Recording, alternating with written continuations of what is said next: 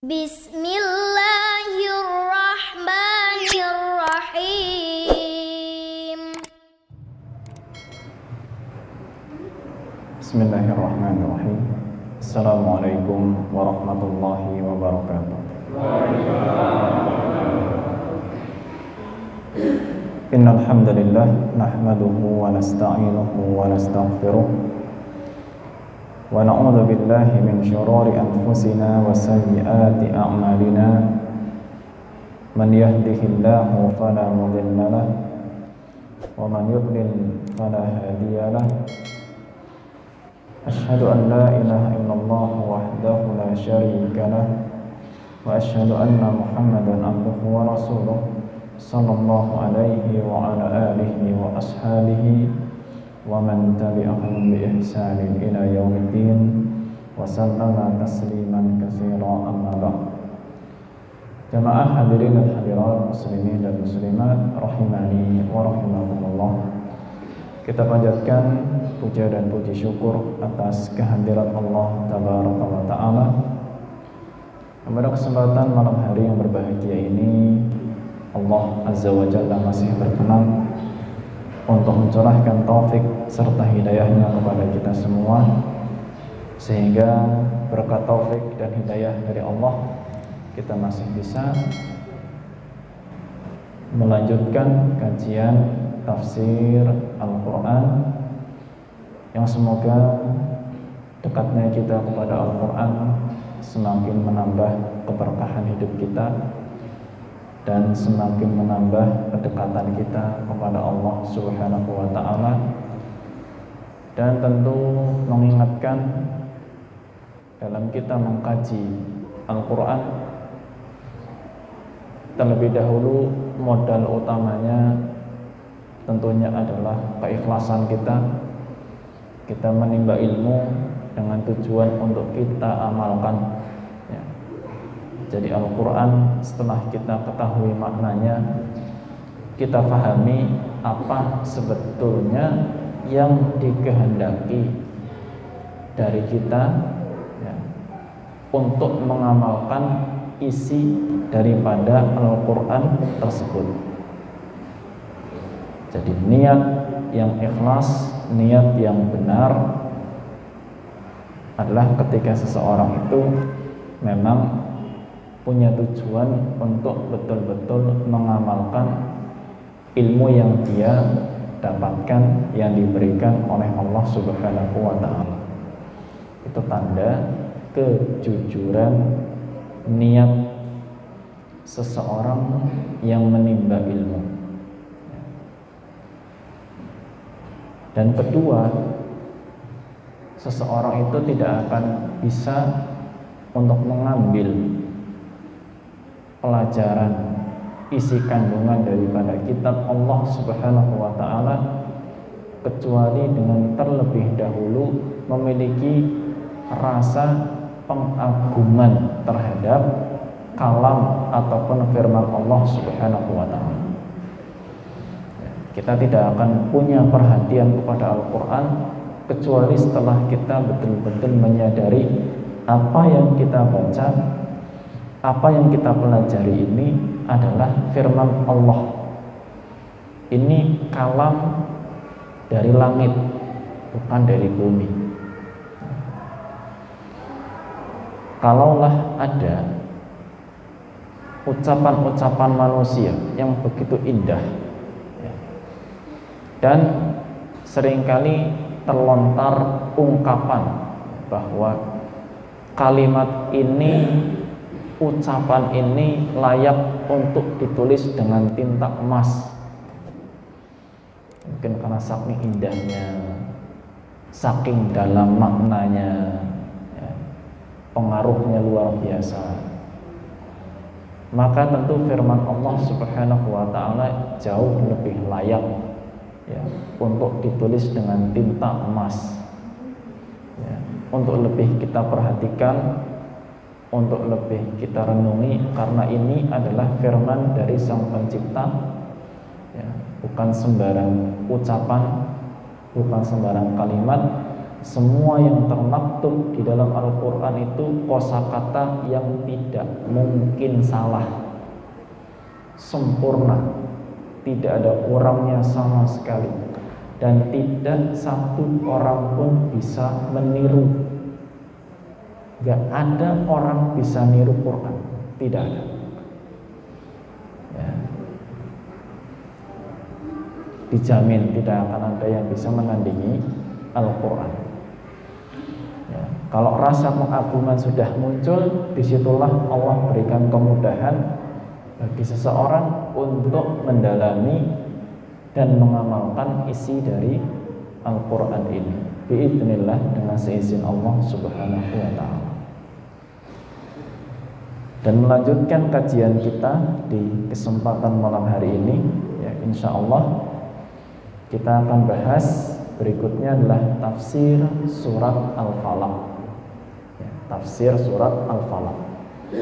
Dan di sini memang kami tidak membahas tafsir ini dengan begitu rinci sekali, berbagai macam perselisihan pendapat di kalangan ulama tafsir, ya, tidak kami suguhkan, karena tujuannya sekali lagi adalah supaya kita paham apa yang harus kita amalkan dari isinya.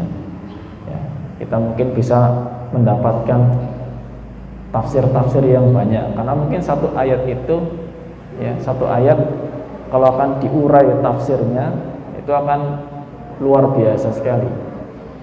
Ya, Imam At-Tabari, ya, Imam At-Tabari, gurunya para ahli tafsir, imam ahli tafsir yang paling tua, dengan tafsir yang terkenal sebutannya tafsir At-Tabari. Itu berapa jilid tafsir beliau tercetak pada hari ini? Bisa tercetak sampai 10 jilid bisa. Ya. Nah, satu ayat kalau kita urai itu tidak akan pernah selesai. Ya. Maka kami ringkaskan, ya, sesuai dengan inti yang dikehendaki dari suatu surat dengan pokok-pokok yang dibahas di dalamnya. Baik, kalau pekan lalu kita bahas surat An-Nas, dan inti surat An-Nas itu adalah meminta perlindungan kepada Allah Subhanahu wa ta'ala dari gangguan-gangguan, kejahatan-kejahatan yang tersembunyi. Ya, dan di antara kejahatan yang tersembunyi kita bahas pada pekan lalu adalah waswasah, bisikan-bisikan syaitan yang tidak terdengar masuk ke dalam hati, yang dampaknya itu bisa membuat orang ragu-ragu dalam berakidah, ragu-ragu dalam ibadah, dan bahkan bisa memunculkan penyakit-penyakit hati yang dampaknya misalkan jadi suudzon kepada si fulan, ya, dengki kepada si alam, ya. Nah, itu diantara bisikan-bisikan syaitan yang tidak didengar. Makanya diperintahkan untuk berlindung kepada Allah Subhanahu wa ta'ala dari bisikan-bisikan syaitan tersebut. Dan salah satu yang dianjurkan oleh Nabi, sudah kita bahas pada pertemuan lalu, adalah membaca, ya, surat Al-Ikhlas, Al-Falaq, dan An-Nas 3 kali di waktu pagi dan 3 kali di waktu sore, agar terhindar dari gangguan-gangguan dan kejahatan-kejahatan apapun. Baik, sekarang pasangan surat An-Nas itu surat Al-Falaq, dan biasa memang surat Al-Falaq dan An-Nas ini dipasangkan dan punya istilah, ya. Surat Al-Falaq dan An-Nas itu seringkali disebut dengan istilah Al-Mu'awwidatain, ya. Al-Mu'awwidatain. Dan sebutan ini langsung dari Nabi Sallallahu Alaihi Wasallam, ya, langsung dari Nabi Alaihi Wasallam. Al-Mu'awwidatain maknanya adalah 2 surat perlindungan, ya, 2 surat perlindungan, karena depannya sama-sama pakai Qul a'udzu, ya, katakan wahai Muhammad, aku berlindung, ya, jadi sama-sama tentang masalah perlindungan Allah Subhanahu wa ta'ala. Baik, di sini Allah Azza wa Jalla berfirman, "Qul a'udzu birabbil falaq." Katakan wahai Muhammad, Aku berlindung kepada Tuhan yang menguasai waktu subuh. Min syarri ma khalaq, dari kejahatan apa yang telah Dia ciptakan. Wa min syarri ghasiqin idza waqab, dan dari kejahatan malam jika sudah gelap. Wa min syarrin naffatsati fil 'uqad, dan dari kejahatan penyihir-penyihir wanita yang meniup buhul. Wa min syarri hasidin idza hasad, dan dari kejahatan orang yang dengki, ya, yang hasad ketika dia sedang mulai memunculkan kedengkiannya.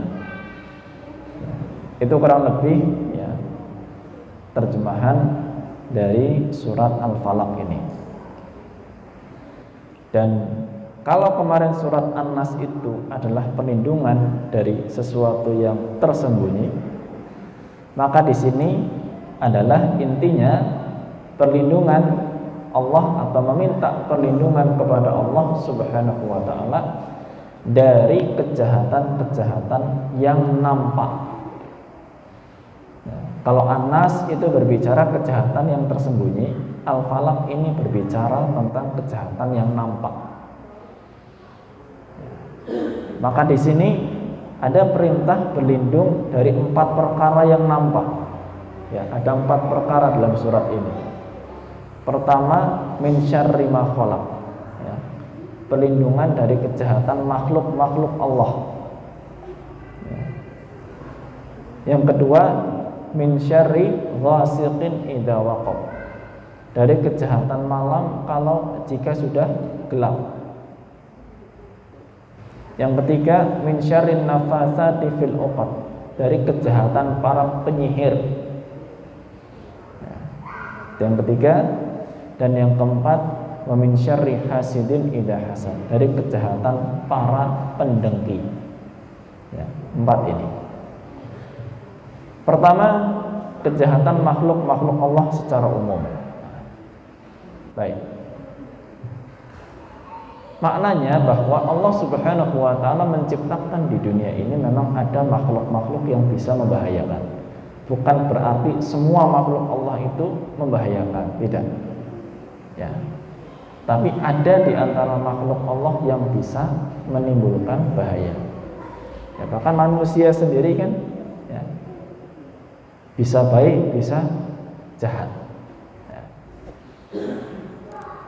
Sehingga ya, salah satu tuntunan Nabi Sallallahu Alaihi Wasallam, ya, salah satu tuntunan Nabi Sallallahu Alaihi Wasallam ketika kita misalkan singgah ya di sebuah tempat yang bagi kita itu tempat yang asing, ya, tempat yang asing. Nggak cuma angker, ya, kalau angker jelas, ya. Tapi kadang-kadang tempat itu sebenarnya nggak angker, cuma asing buat kita, ya. Singgah,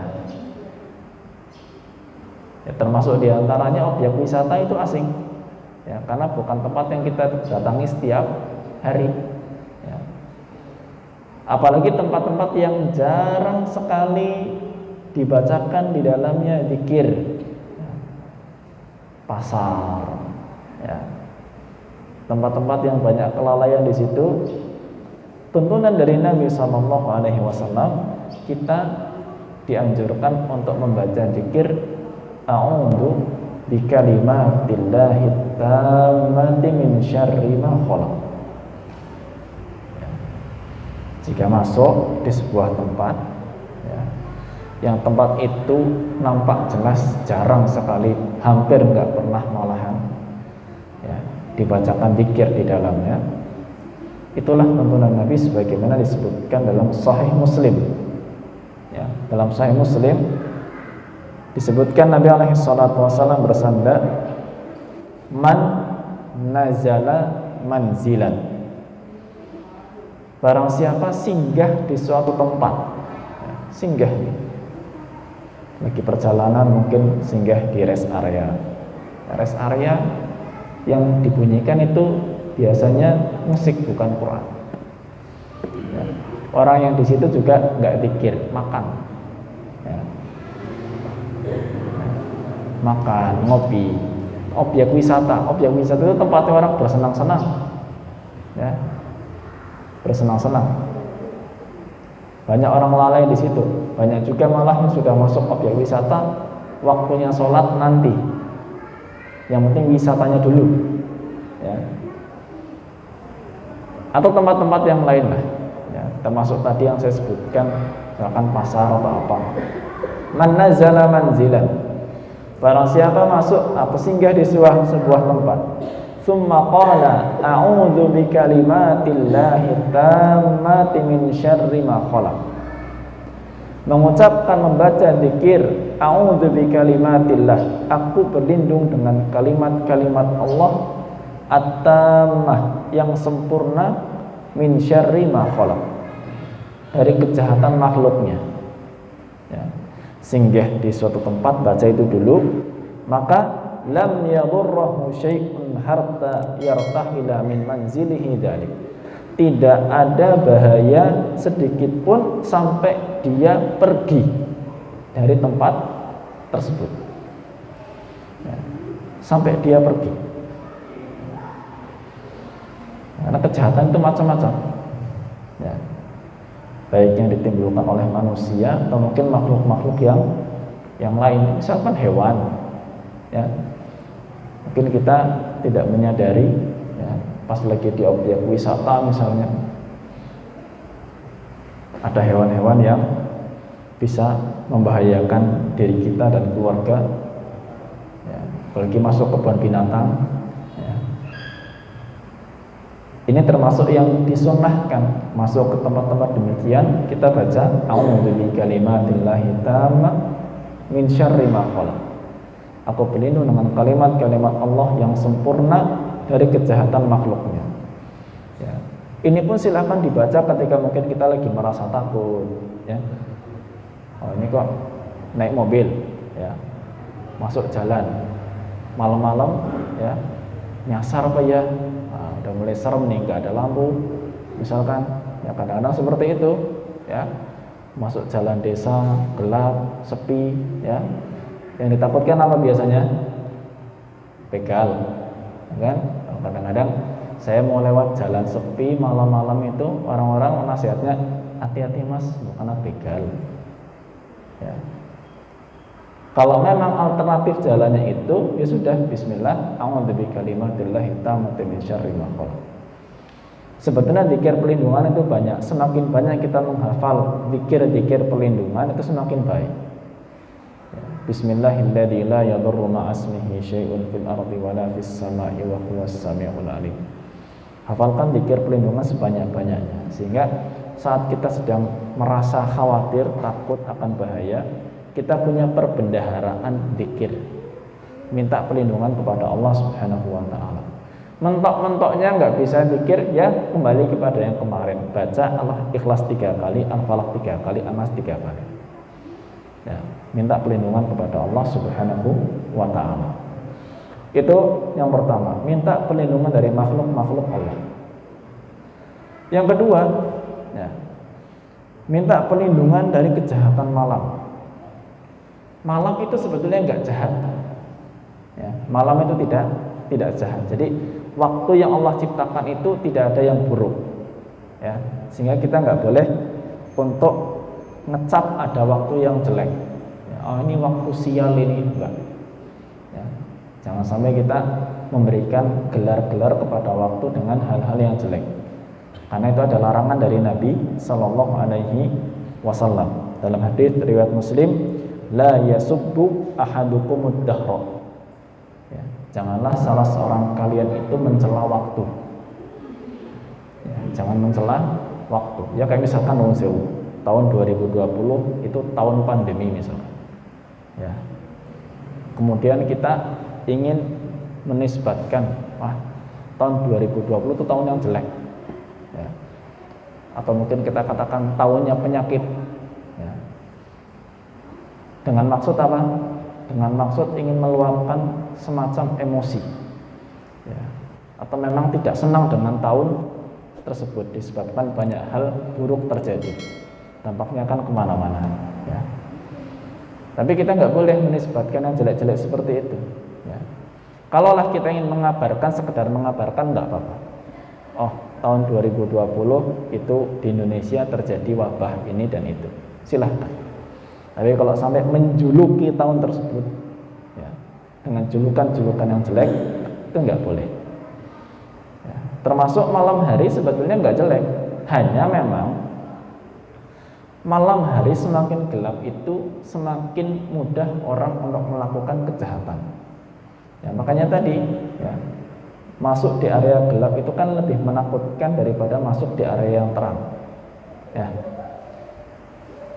Kayak tadi peristiwa ada begal ya, pencurian ya. Bahkan termasuk hewan-hewan itu pun banyak keluarnya di malam hari ya. Sehingga malam itu ya digunakan, waktu yang digunakan ya, kesempatan yang digunakan oleh mereka-mereka yang melancarkan kejahatannya ya. Karena dirasa waktu itu waktunya orang itu sedang lalai ya. Itulah kenapa kita disyariatkan untuk zikir pagi dan sore ya. Zikir pagi dan sore. Ketika orang sudah zikir sore itu ayem Pak, enak ya. Dari sore sampai pagi itu dilindungi oleh Allah Subhanahu wa taala. Ditambah kalau mau tidur baca ayat kursi, 2 ayat terakhir dari surat Al-Baqarah. Ayat kursi kan Al-Baqarah 255. Terus 2 ayat terakhir dari surat Al-Baqarah. Itu semuanya untuk apa? Untuk perlindungan kita ya, supaya ketika di waktu tidur kita dijaga oleh Allah Subhanahu wa taala ya. Maka sempatkan Pak ya, meskipun ngantuk luar biasa, waduh kayaknya kalau udah ngantuk itu kepala nempel di bantal itu, lidah ini untuk baca udah nggak kuat, aku udah capek sekali ya. Sempatkan aja, kalau sambil tiduran susah sambil duduk baca dulu ayat kursi, terus 2 ayat terakhir surat Al-Baqarah ya. Itu disunnahkan oleh Nabi SAW ketika kita mau tidur ya, supaya kita mendapat perlindungan dari Allah Subhanahu wa taala di malam hari. Nah, kemudian yang ketiga, kejahatan apa yang kita minta perlindungan dari Allah Azza wa Jalla? Tukang sihir. Nah, sihir itu sesuatu yang nyata ada. Percaya atau enggak itu terserah. Tapi Al-Quran sudah menyebutkan ada tukang sihir yang memang dalam menyihir itu caranya pakai buhul. Buhul itu kalau kita katakan simpul, ada simpulnya ya, jadi ada sebuah media yang digunakan untuk mencelakai orang lain. Sihir itu tujuannya macam-macam. Ada yang memang tujuannya untuk mencelakai, misalkan orang yang disihir jadi sakit misalkan. Ada yang tujuannya untuk menjadikan orang benci kepada orang lain, seperti misalkan sihir-sihir yang menjadikan suami istri ini berantem, terus masalah kecil berantemnya besar ya. Ada yang seperti itu. Ada sihir-sihir yang membuat senang. Nah, ini biasanya yang konon katanya saya nggak tahu ya, ada yang namanya apa, semar mesem atau apa gitu ya.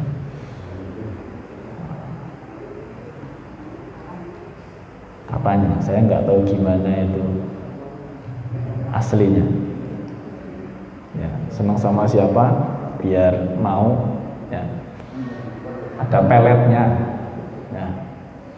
Dan itu pakai buhul, ada simpul yang digunakan, macam-macam ya, macam-macam.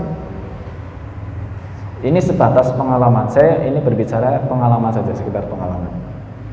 Ketika kita lihat ya, ada yang mungkin menggunakan media makanan ya. Jadi makanan ini sudah diberi sesuatu, kalau sampai dimakan, ya, itu ada saja yang terjadi. Ya, itu nyata. Kami dapati seperti itu. Ya. Karena permasalahan dengan orang lain, gitu ya. Kemudian dikirimi makanan-makanan, tanpa disadari setelah makan itu terjadi hal-hal yang aneh. Ya, bisa. Atau mungkin kadang-kadang nuwun sewu pakai foto, ya, diminta fotonya. Ya, makanya hati-hati dalam menyebar-nyebarkan foto. Ya, sekedar ini saja. Ya, nasihat untuk saya dan semuanya. Ya, tidak sembarangan kita menyebar-nyebarkan foto di medsos. Ya, khawatir ada orang-orang yang punya niatan buruk itu memanfaatkan foto-foto kita. Ya, karena pada hari ini nyebar foto itu luar biasa gampangnya. Ya. Apalagi foto anak-anak. Ya. Foto anak-anak itu kita menjaga betul, ya, demi keamanan keluarga. Ya, sebagai langkah preventif saja penjagaan. Ya. Meskipun mungkin kita merasa, wah kayaknya sih insya Allah nggak ada lah orang yang niat buruk sama saya. Perasaan mungkin seperti itu. Ya, tapi kemana foto kita menyebar kita nggak pernah tahu. Facebook itu misalkan berapa orang bisa lihat, ya, di media-media sosial. Ya. Itu diantara medianya seperti itu. Mungkin bisa dengan sesuatu yang ditanam di rumahnya, ya, tiba-tiba ada yang iseng nanam apa di rumahnya, ya, dan itu ternyata adalah buhulnya. Dan nung sewu Pak, kalau kita ngeruqyah orang Pak, ngeruqyah orang karena kena sihir dan buhulnya nggak ketemu, itu repotnya luar biasa. Repotnya luar biasa. Ya, itu seringkali nggak kelar-kelar. Karena intinya ada di buhul itu, Pak. Buhul itu ketemu, nggak usah diruqyah, cukup dihancurkan saja, selesai urusannya. Seringkali nggak bisa selesai, kenapa? Karena buhul itu nggak ketemu. Dan ditambah orang yang menjadi korban sihir ini dia tidak punya benteng perlindungan. Kalau punya benteng perlindungan mau buhul kayak apapun nggak akan mempan, ya, nggak akan mempan. Kalau dia rajin zikir pagi sore, biasa baca Quran, ibadahnya terjaga, tenang saja. Buhul kayak apa nggak akan kena Pak. Ya, itu sudah jaminan dari Allah Subhanahu Wa Taala perlindungan pagi sore. Asalkan kita istiqomah mengamalkan zikir pagi sore. Para ulama mengatakan itu perlindungan mutlak dari Allah Subhanahu Wa Taala. Ya, nah ini kalau perlindungan bentengnya pun lemah, ya buhul-buhul yang ringan pun gampang kena. Begitu ketemunya di mana susah. Kita harus cari, ya. Kadang-kadang maaf kalau ketahuan buhulnya di dalam tanah, ya, dan tanah itu nuwun sewu, ternyata dalam rumah dan sudah dikeramik, gimana kita mau ngambil? Ya, dulu pernah, ya mohon maaf, kami terpaksa harus bilang kepada salah satu, ya, teman kami yang mungkin merasakan keanehan begitu, karena dia tahu ada sesuatu yang ditanam di rumahnya. Di mana ditanamnya? Di balik pintu. Ya, kami bilang, bisa nggak jenengan keduk itu rumahnya? Bisa, pakai linggis Pak, tega dia. Ya, di linggis ini tanahnya dibuka, ada sebilah bambu, ya, yang ada kertasnya di situ bertuliskan macam-macam, bambu yang bisa dibuka tutup. Bawa, bakar. Nah, nemu apa lagi di rumah? Keris, bawa. Hal-hal begitu itu harus ketemu kalau kepengen selesai. Nggak ketemu, biasanya sulit selesai. Mau diruqyah seperti apa, kalau simpulnya itu nggak ketemu, ya, itu biasanya butuh proses yang cukup panjang. Itulah pentingnya kita punya benteng perlindungan. Siapapun mau berniat jahat sama kita nggak akan mempan. Biidznillah ta'ala. Ya. Saya memberikan pengetahuan seperti ini dan penting ya, karena memang jujur Pak nuwun sewu, saya ngadepi banyak orang seperti itu. Ya. Ya, terakhir saya menghadapi seperti itu seorang anak perempuan kelas 2 SMA ya. Dan itu kasusnya sangat berat sekali ya. Itu mungkin di dalam tubuhnya itu kemarin kalau saya hitung itu bisa sampai ada 20 jin yang masuk ke dalam tubuhnya. Berkali-kali saya ruqyah ya. Buhulnya nggak ketemu Pak, subhanallah. Sehingga ketika mendengar adzan maghrib pun dia masih kesakitan. Karena sudah 20 itu keluar Pak, ketika dengar adzan maghrib masih sakit. Nah itulah ya, pentingnya kita punya perlindungan. Baik, nanti untuk poin yang terakhir akan kita sambung sedikit pada adzan, ditambah mungkin tanya jawab kalau ada. Kita jeda dulu untuk adzan. Wassallallahu ala nabiyyina Muhammad wa ala alihi wa sahbihi wa barakatuh. Bismillah walhamdulillah, salatu wassalamu ala rasulillah wa ala alihi wa ashabihi wa man walah.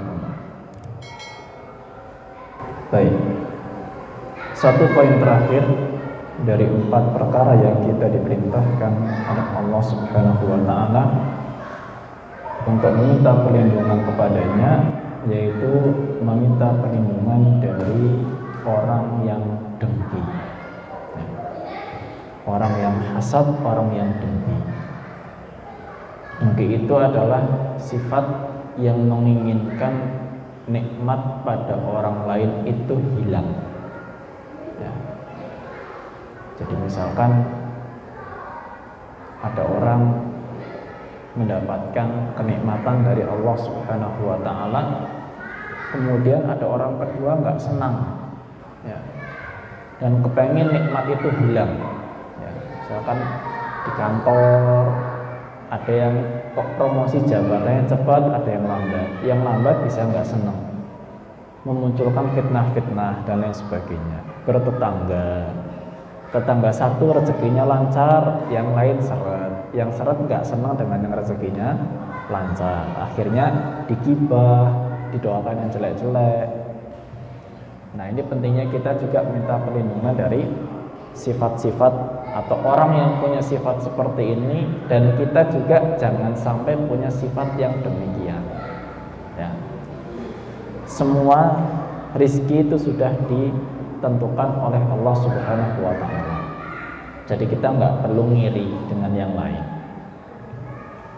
Dan kita kalau punya rizki yang lancar, punya kelebihan, dapat nikmat, itu pilih kepada siapa kita akan cerita ya.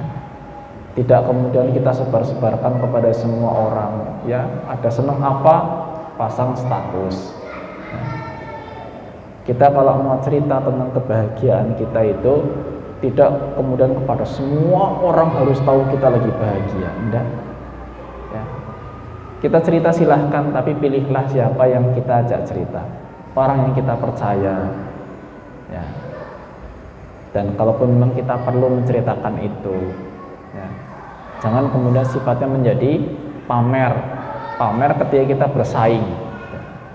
Persaingan ini yang kadang-kadang menjadikan orang muncul sifat dengkinya, karena ketika dia kalah, dia kepengen yang menang pun nggak jadi menang ya, seperti itu ya. Jadi berhati-hati ya ketika kita mendapatkan nikmat dari Allah Azza wa Jalla, dalam menceritakan nikmat-nikmat tersebut kepada orang lain ya. Kita seleksi siapa yang akan kita ajak cerita ya, mendapatkan rasa bahagia kita, berbagi kebahagiaan. Tapi kalau sampai disebar-sebarkan secara luas, khawatir di antara yang mendengar itu ada yang tidak memiliki nikmat yang sama, ya, sehingga malah nanti mendoakan yang buruk-buruk, ya, dan terjadi hal-hal yang tidak diinginkan. Maka ini 4 hal yang kita diperintahkan untuk meminta perlindungan kepada Allah dari kejahatan makhluk-makhluknya, dari kegelapan malam, dari sihir-sihir, dan dari sifat dengki baik yang ada dalam diri kita maupun yang ada dalam diri orang lain. Baik, mungkin kalau ada yang ingin menyampaikan sesuatu, dipersilahkan terlebih dahulu.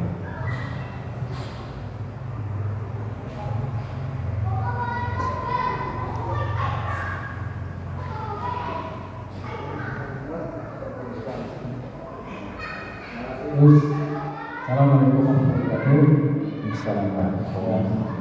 Dari para bapak-bapak kita ataupun ulama itu kadang membuat pada bisa jadi rumahnya atau cucunya dipasang perlindungan, misalnya dan sebagainya. Kenyataan ini banyak sehingga ketika yang bersangkutan kok sepertinya ada sesuatu jika sakit, harusnya hubungan malam itu sudah tidak kuat tapi masih hidup, jadi ternyata usut punya usut dipasangi. Nah, yang bersangkutan sama sekali tidak tahu ketika mbahnya mungkin dibukakan karena budaya barangkali untuk perlindungan diri. Jadi barangkali yang bersangkutan merasa apakah ini bagian dari ibadah yang akhirnya dianggap karena perlindungan dirinya itu tidak sesuai syar'i gitu. Gimana? Terima kasih. Baik. Itu banyak terjadi. Itu kami menemui di lapangan itu banyak. Perlindungan-perlindungan yang dahulu ya, diadakan, dilakukan oleh para leluhur dengan niatan yang sebetulnya mungkin baik, ya, supaya nanti keturunannya itu terhindar dari celaka, dari bahaya. Tapi ternyata caranya itu bukanlah cara yang dibenarkan secara syar'i. Seperti tadi bahasanya dipasami, ya, dipasami. Itu memang bahasa di luar sana begitu, dipasami, ya, atau mungkin dikasih simpenan, ya, macam-macam. Pertama, tentu kalau dilihat dari sisi kesalahan, itu adalah kesalahan yang dilakukan oleh leluhur. Kalaupun kita bicara masalah dosa, maka untuk keturunan yang mendapatkan itu tanpa dia kehendaki, dia tidak dibebani dosa apapun, karena bukan atas kehendaknya. Ya. Ini yang mengusahakan biasanya saya bocorkan ini, efek utamanya itu menjadikan anak indigo. Itu efek terbanyak. Warisan orang tua dari dulu-dulu mbah-mbahnya, itu efek terbanyak terjadi itu indigo. Selain ada efek-efek di luar itu, terbanyak itu indigo. Ya. Indigo itu bukan kelebihan. Indigo itu bukan indera keenam, bukan. Itu kelebihan yang menjadi cacat. Seperti orang jarinya 5 kok jadi 6. Normal apa enggak itu? Enggak normal. Enggak ada orang kepengen jarinya 6. Ya, indera kita 5 ya 5. Masa kepengen jadi 6? Mata kita 2, masa kepengen jadi 3? Kan serem. Ya. Jadi memang dari sisi dosa, tentu kalau bukan atas kehendaknya sendiri itu tidak dosa. Demikian juga dari masalah ibadah, ya, ibadah, ya karena itu bukan perbuatan dia, ya, tentunya tetap diharapkan ibadah-ibadahnya ya, diterima oleh Allah Subhanahu wa Ta'ala. Ya. Namun, ya dari sisi mungkin kita katakan pengobatan. Ini kalau mau diobati pun juga jangan sampai dengan cara yang salah lagi, gitu ya. Ya, ini kalau maaf, ya ini pernah terjadi pengalaman saya pribadi. Saya tidak punya kelebihan apapun, melihat apa-apa saya nggak bisa, sama sekali saya nggak bisa. Ya, kadang-kadang orang salah sangka. Ketika saya datang ke rumahnya langsung, "Tat, tolong ini rumah saya dilihat ada apanya." Ya ada apanya, ada pintunya, ada jendelanya, ya. Yang nggak kelihatan, saya nggak bisa lihat apa-apa, ya. Loh, kenapa toh? Ada seorang anak kelas 1 SMP, laki-laki. Sebelumnya diundangkan dalam tanda kutip seorang ustadz datang ke rumah karena anak ini sering kesurupan. Diundang. Ketika ustadznya datang sebelum saya, ustadznya datang, katanya malah mengatakan, "Wah, ini isinya sesepuh, jenggotnya panjang, pakai sorban putih. Udahlah, saya pamit aja, nggak jadi." Iya. Ustadznya takut sendiri pulang dia. Lah yang diundang saja bisa melihat, berarti yang diundang ini nggak beres. Ya, yang diundang saja untuk mengobati dia ternyata bisa lihat, berarti dia sendiri butuh diobati. Nah kadang-kadang justru orang terjebak, itu yang sana itu bisa mengobati, dia bisa lihat, ya malah salah. Ya. Tuh, ketika peliharaan dia tidak sekuat apa yang akan diusir, dia malah pergi duluan. Ya. Makanya kalau kayak kita plong, kita nggak punya kemampuan seperti itu, ya mau kayak apa wujudnya kita nggak lihat, ya berantem ayo. Ibaratnya gitulah ya dalam tanda kutip. Meskipun kita nggak berantem, cuma kan kita hanya membacakan ayat-ayat Al-Quran saja. Mereka sudah kelepakan kayak itu kok. Ya, nggak punya kekuatan apa-apa. Ya, dari sisi pengobatan juga jangan sampai salah. Cukup hanya dengan ayat-ayat Al-Quran itu bisa. Ya, bisa. Ya, dan harus optimis memang. Ya, harus optimis ditambah bahwa mungkin yang merasakan ada gangguan itu dia juga harus punya keinginan yang kuat untuk dilepaskan. Kalau dari yang diruqyah itu tidak punya kemauan kuat untuk dilepaskan, juga percuma. Karena dia masih ingin ditemani. Ya. Wah, takut nanti saya kekuatan ininya hilang. Ya udah. Wah, takut saya nanti malah nggak bisa lihat lagi. Ya udah. Oh, saya udah punya teman ini, nanti saya pisah sama teman saya, temannya nggak kelihatan. Kadang-kadang seperti itu. Ya. Kita tanya dulu, siap untuk hilang kemampuan Anda? Kalau siap lahir batin, saya kepengen sembuh, saya kepengen hilang gangguannya, bismillah. Dengan kekuatan batin dia selesai cepat. Ya. Tapi kalau yang masih setengah-setengah, tuh gimana ya? Ya udah. Untuk apa kita capek-capek seperti itu? Ya, jadi fenomena itu banyak. Ya, tentu bukan dosa bagi keturunan yang menerimanya selagi itu bukan atas permintaan dan kehendaknya. Ya.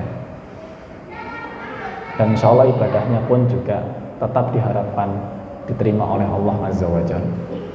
Ya. Namun sekali lagi gangguan-gangguan seperti itu hendaklah kalau memang ada bahaya yang dirasa jangan sampai dipelihara, karena sesuatu itu jelas akan membahayakan, jelas, ya. Karena syaitan itu ingin mencelakai manusia, itu pasti, ya, itu pasti. Ya. Sedikit mungkin agak saya tambahkan ya, mohon maaf agak lewat waktu ya, komahnya sedikit. Ketika mungkin pada awalnya tidak merasakan gangguan-gangguan, ya. Kemudian kemudian hari gitu ada gangguan-gangguan, ya.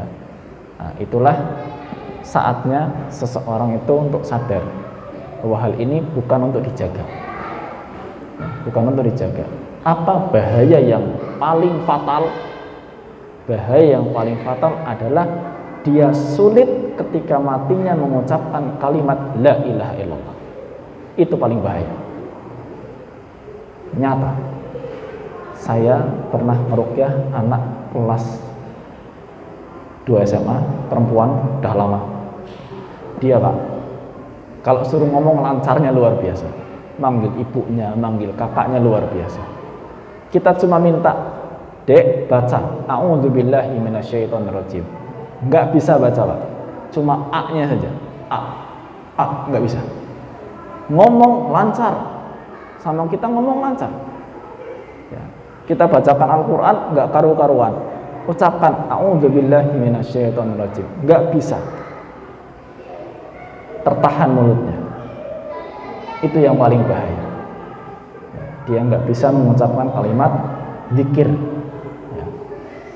Nah, sehingga hal seperti itu harus dimintakan kesembuhannya kepada Allah dan tidak perlu bergantung kepada peruqyah.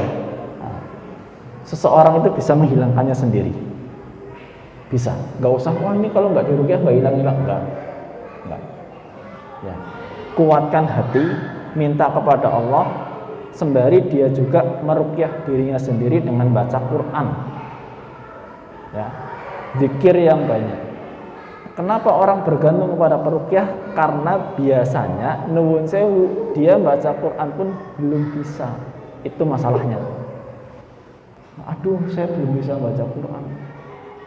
Nah, ini memang repot. Ya. Itulah pentingnya seorang itu belajar, ya, banyak zikir, kuatkan hati, banyak ilmu, sehingga gangguan-gangguan yang demikian itu bisa hilang dengan seizin Allah Subhanahu wa ta'ala.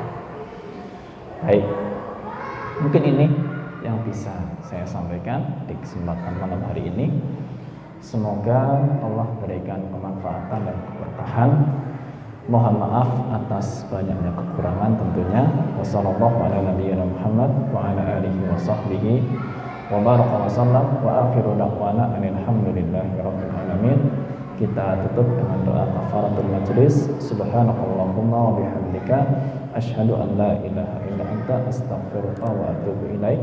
Billahi taufik wal hidayah. Wassalamualaikum warahmatullahi wabarakatuh.